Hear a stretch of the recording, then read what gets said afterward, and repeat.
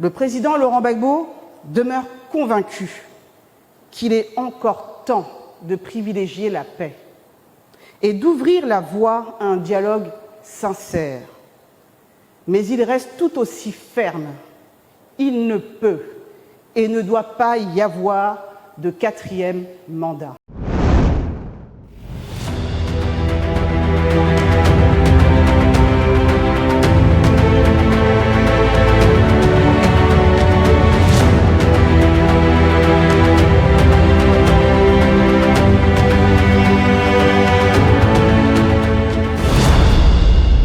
Le président Laurent Gbagbo tient tout d'abord à vous remercier d'avoir répondu à cette invitation, preuve de l'importance que vous accordez à la vie démocratique de notre pays et à la nécessaire information de nos concitoyens.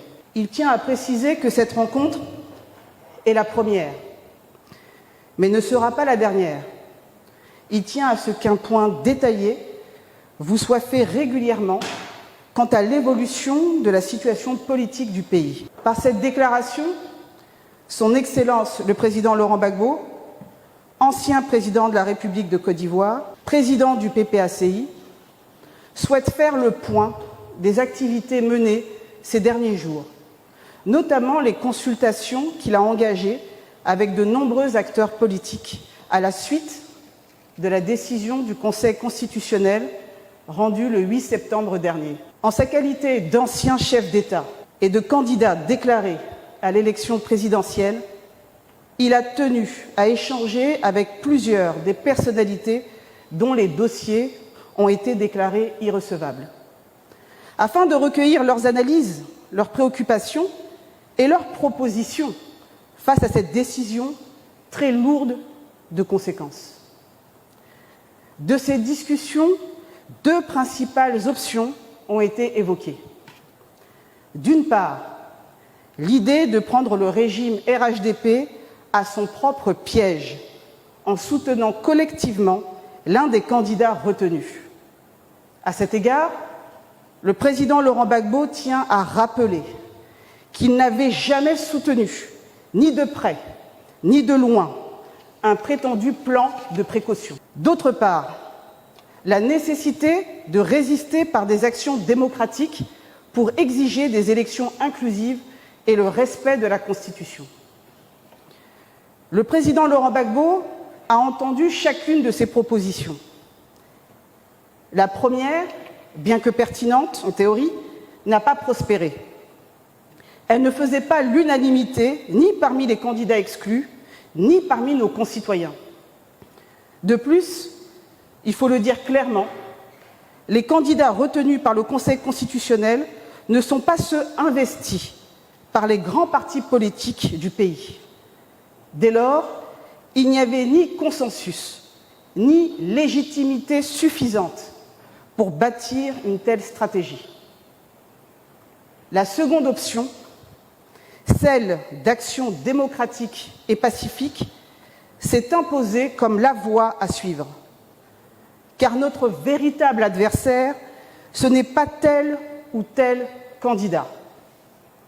C'est le régime RHDP, avec à sa tête M. Alassane Ouattara, qui semble vouloir transformer la Côte d'Ivoire en un royaume personnel, où la Constitution n'est plus une boussole, mais un obstacle à contourner. Le président Laurent Gbagbo affirme que la véritable responsabilité des démocrates n'est pas de chercher une échappatoire, mais de tenir debout face à l'épreuve.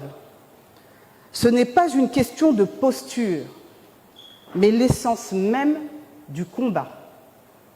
Garantir une alternance démocratique, préserver les libertés publiques et assurer la dignité du peuple ivoirien.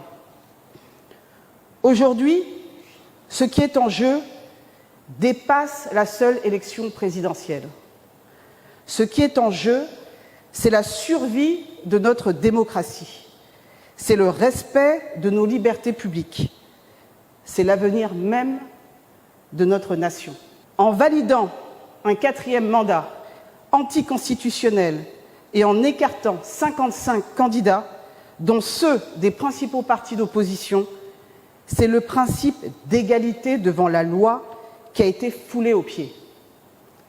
Et ainsi, on a privé le peuple de son droit souverain de choisir librement son dirigeant. Ce vers quoi on avance aujourd'hui ressemble à tout sauf à une élection inclusive et transparente. La liste électorale est contestable. La commission électorale indépendante est décriée. Le processus électoral actuel n'offre aucune garantie de transparence ni de crédibilité. Le président Laurent Gbagbo demeure convaincu qu'il est encore temps de privilégier la paix et d'ouvrir la voie à un dialogue sincère. Mais il reste tout aussi ferme. Il ne peut et ne doit pas y avoir de quatrième mandat. Le président Laurent Gbagbo souhaite rappeler au président Alassane Ouattara que leur dernière confrontation électorale a été douloureuse pour la Côte d'Ivoire, précisément parce que la Constitution n'avait pas été respectée. Les cicatrices de cette période ne se sont pas encore refermées et nous savons tous quel prix le pays a payé à ce manquement au droit. Aujourd'hui encore, il est de leur responsabilité historique de transmettre à ce pays une Côte d'Ivoire en paix, réconciliée et respectueuse de ses propres règles. Le président Henri Konan Bédié n'est plus. Parmi ceux qui ont eu la charge suprême de conduire la nation, il ne reste désormais que deux hommes, Laurent Gbagbo et Alassane Ouattara.